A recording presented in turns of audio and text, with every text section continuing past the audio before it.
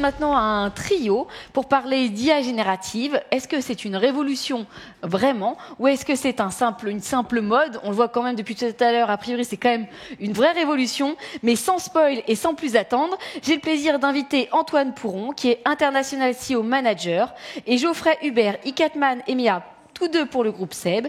Ils sont accompagnés de Charles Le Tailleur, Lead IA et Senior Manager pour Converteo. Je vous invite tous les trois à venir me rejoindre.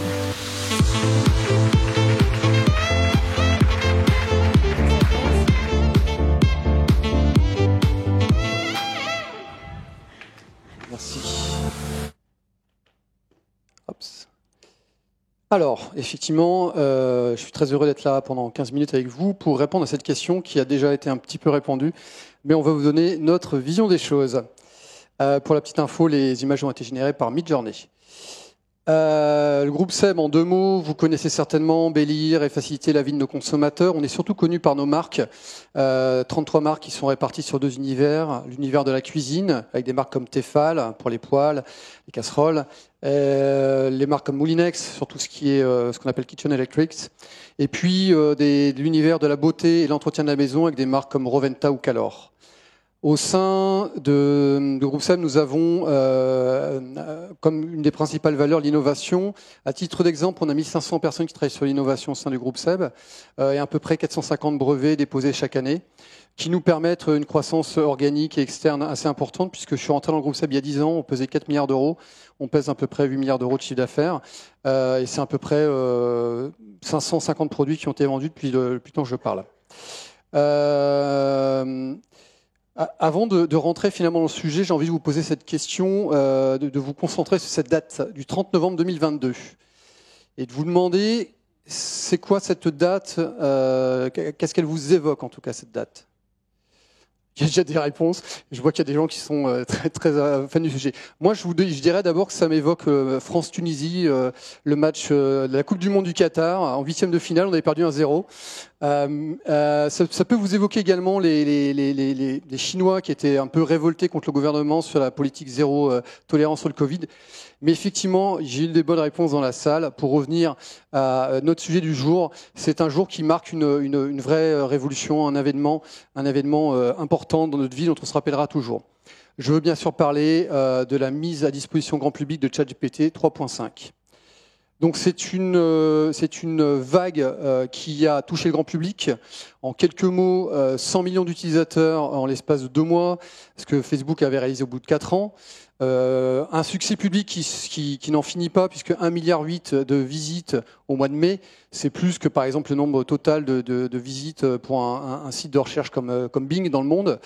Ça crée également un tsunami au niveau des géants de la tech. On se rappelle de Google qui s'est mis en red alert pour essayer de comprendre les implications de ce nouvel intervenant. Meta qui a mis en parenthèse la métaverse pour réinvestir massivement sur ce sujet. Ou Amazon qui encore il y a quelques semaines investissait 4 milliards d'euros dans une start-up concurrente, on va dire, à OpenAI.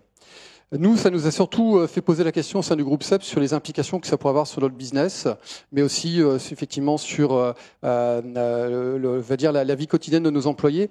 Et c'est dans ce cadre-là qu'on a fait appel à Converteo, qui nous a accompagnés pour la rédaction d'un playbook. Et je pense, Charles, que tu vas nous en dire un peu plus. Merci Geoffrey et bonjour à tous. Alors effectivement, quand on s'est lancé dans l'aventure avec le groupe SEB, on a d'abord partagé une valeur qui était la valeur du pragmatisme. Devant cette révolution, comment avancer pragmatiquement? Donc on a établi 2 priorités, celle d'aider les employés du groupe SEB à s'acculturer à cette révolution, à découvrir les bénéfices et à maîtriser les risques associés. Et puis très rapidement, quand on a commencé donc la rédaction d'un playbook sur ce sujet, on a tout de suite passé à la 2e priorité, qui était le fait d'expérimenter et d'expérimenter intelligemment. Donc, Geoffrey l'a dit, on a généré automatiquement... non, tu peux rester... on a effectivement généré ces images avec Midjourney, parce que comme vous vous en doutez, il n'y avait pas beaucoup de surfeurs dans le Japon au 19e. À part ça, on n'a pas été très original. On parle de la vague de ChatGPT, on prend Okusai, la vague la plus connue. Voilà. Mais pourquoi on a introduit ce surfeur? Parce que pour expérimenter sur l'IA générative, nous, on a eu l'impression d'être un peu comme des surfeurs. Donc déjà, on a un océan de données et il faut prendre la bonne vague. Il faut prendre les bonnes données. Ça, c'est le premier point. Le deuxième point, c'est qu'il faut avoir une bonne planche de surf. Il faut avoir une bonne techno pour pouvoir travailler et pouvoir expérimenter correctement. Et puis enfin, il faut avoir des bons surfeurs, pas qu'un, plutôt une équipe, qui va prendre en main tout ça et piloter intelligemment le projet. Et donc c'est là où je vais passer la main à Antoine qui va vous dire sur quoi nous avons surfé, et notamment sur les référencements des sites du groupe SEB. Merci Charles, bonjour à tous. Alors sur la partie SEO, le principal objectif des équipes SEO du groupe SEB, c'est de donner un maximum de visibilité à nos sites e-commerce, ce qui représente aujourd'hui près de 75 sites à travers le monde, sur les 200 sites que gère le groupe SEB. Et ce sont des sites qui évoluent dans un milieu qui est très concurrentiel, qui illustre bien les vagues que vous voyez affichées à l'écran. Sachant qu'aujourd'hui, la part de trafic organique de ces sites e-commerce est relativement faible vis-à-vis des autres sources de trafic. Et l'objectif de notre équipe SEO, c'est vraiment de stimuler et de renforcer la part de ce trafic organique de nos sites e-commerce. Sur la partie contenu maintenant, puisqu'on parle d'IA générative, on fait face à un certain nombre de défis vis-à-vis de la création de contenu optimisé SEO, sachant que ce contenu il doit être de qualité, pertinent, utile pour les consommateurs, parce que c'est ça que recherche Google aujourd'hui. Et parmi ces défis, on en a plusieurs. On a la limite en ressources humaines, pour donc des personnes qui vont penser, des personnes qui vont rédiger, intégrer les contenus sur nos sites e-commerce. On va avoir le nombre de pages à optimiser ou à créer. Sur des sites e-commerce, ça peut être plusieurs centaines, plusieurs milliers de pages. On a le nombre de sites, je mentionnais 75 sites à travers le monde. Et enfin, le pilotage de ces stratégies de contenu, puisqu'aujourd'hui, en fonction des sites, ce pilotage de stratégies de contenu peut être fait en centrale, mais aussi au niveau de nos marchés locaux. Et c'est dans ce cadre-là, et c'est pour trouver des solutions à ces défis, que l'on travaille avec Converteo sur l'IA générative. Et ce test, on le fait aujourd'hui sur le site roventa.fr, où on a identifié un certain nombre de pages catégorielles, de pages listing produits à optimiser. Et maintenant, on va vous faire jouer. Alors, on va faire ce qu'on appelle un test de Turing. Saurez-vous reconnaître ce qui a été produit par un humain et ce qui a été produit par une machine? Alors, est-ce que vous pouvez lever la main pour ceux qui pensent que c'est la page de droite qui a été produite par un humain? Droite, non? À ma droite. Celle-là. Ça dépend de ma droite ou de ma gauche. Et ceux qui pensent que c'est celle-ci qui était... Ah, il y en a beaucoup qui ne se prononcent pas. Alors, réponse? Et voilà. Bon, moi-même, je m'y perds. Je ne sais plus. Et donc, ce qui est important là-dedans, au-delà du jeu et de ce qu'on appelle donc un test de Turing, c'est de voir qu'on arrive aujourd'hui à produire du contenu qui est aussi agréable à lire par un humain quand il a été généré par l'IA générative ou quand il a été rédigé par un autre humain. Et pourtant, il est plus optimisé, d'après nos tests, lorsqu'il a été créé par une IA générative. Donc on arrive à résoudre un problème qui date d'il y a longtemps dans le SEO, puisqu'il y avait des techniques avant qui n'étaient pas toujours les plus agréables à lire pour un humain. Donc, comment on a fait tout ça? C'est pas simplement en utilisant ChatGPT, c'est en revenant sur les 3 leviers dont je vous ai parlé. D'abord, il nous fallait une techno qui était sécurisée et qui était capable de passer à l'échelle. Donc ça, on a utilisé la technologie de Google Cloud, Vertex AI, pour travailler dans un environnement sécurisé. Ensuite, on a appris des choses au modèle. On a fait ce qu'on appelle du fine-tuning de modèle. On lui a donné les pages du site Roventa. On lui a donné un brain book pour lui donner une ligne éditoriale. Et enfin, on a fait du fine prompting. On a itéré sur les prompts pour arriver à un prompt qui met l'IA générative dans le rôle d'un expert SEO au service du site Roventa. Et donc, tout ça, c'est l'optimisation de ces 3 leviers, donc un travail d'ingénierie assez long, qui nous a permis d'obtenir ces résultats. On l'a également couplé à un outil externe pour mesurer la performance.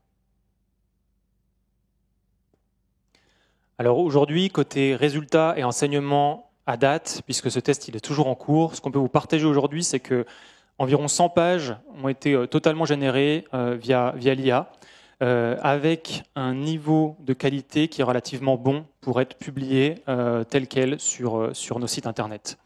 Ce cas d'usage, il a été réalisé en 3 étapes principales. La première, l'élaboration, la mise en place de l'environnement technique que mentionnait Charles, avec les outils qu'il a mentionnés. Deuxièmement, les itérations vis-à-vis du prompt et la production des contenus issus de ce prompt. Et enfin, partie très importante, la relecture humaine de ces contenus pour s'assurer qu'ils sont de bonne qualité, utiles, pertinents pour les consommateurs et donc pour Google. Aujourd'hui, il est encore un petit peu trop tôt pour vous donner des résultats quantitatifs en termes de trafic généré, de chiffre d'affaires généré, etc. Par contre, notre objectif, c'est vraiment de positionner les pages, donc les pages listing optimisées, en première page de résultats de Google, alors qu'aujourd'hui, toutes ces pages se positionnent en 3e page, voire 4e page Google. Demain, si ce test est concluant et fonctionne bien, on pourra industrialiser ce process et on pourra le déployer à l'échelle globale du site rowenta.fr, mais aussi pour l'ensemble de nos autres sites. Alors pour conclure, on a laissé un peu tranquille au Kusai, mais on va quand même continuer à parler de vagues. De notre point de vue, on a réussi à maîtriser le tsunami dans notre histoire, mais on voit qu'il s'agit quand même d'une lame de fond qui est en train de transformer en profondeur nos façons de travailler, là, sur le sujet dont on vous a parlé, mais également, comme on le disaient les intervenants avant nous, aussi nos sociétés globalement. Donc on sait qu'on est au tout début de l'histoire. On voit déjà un certain nombre de choses qui vont continuer de s'améliorer. On pense notamment à des nouveaux cas d'usage, mais aussi des nouveaux formats. Le format de la vidéo n'est pas encore au niveau de ce qu'on peut avoir sur le texte ou sur les images. Donc on attend encore des nouvelles choses. Mais les 3 éléments sur lesquels on est revenu plusieurs fois vont rester importants dans la démarche pour embarquer et tirer les meilleurs bénéfices de cette révolution. Et il y en a un sur lequel je voudrais revenir, c'est la dimension humaine. On sait que le principal risque de ces IA, c'est les hallucinations. C'est-à-dire que le grand risque, c'est qu'elles proposent toujours un contenu crédible, mais pas toujours vrai. Donc c'est quelque chose auquel on a fait très attention dans notre expérimentation. On a grand travail de relecture. On a, voilà, par exemple, elle fait parfois ressortir des marques de concurrents, même si on lui a demandé de ne pas le faire. Donc il y a quand même un enjeu. Donc c'est une hallucination faible. C'est pas encore des fake news, mais il fallait faire très attention à tous ces points-là. Et donc pour nous, et on a partagé ça aussi dans notre idée de pragmatisme avec le groupe SEB, on sait qu'on est au début de l'histoire et qu'on a encore beaucoup de choses à expérimenter sur ces sujets, et on a d'autres cas d'usage vers lesquels on a envie de travailler. Donc on espère que cette histoire vous a intéressé, qu'elle va vous inspirer pour vos projets sur l'IA générative, et puis on sera ravis de vous rencontrer autour du stand et plus tard dans l'après-midi pour en parler. Merci.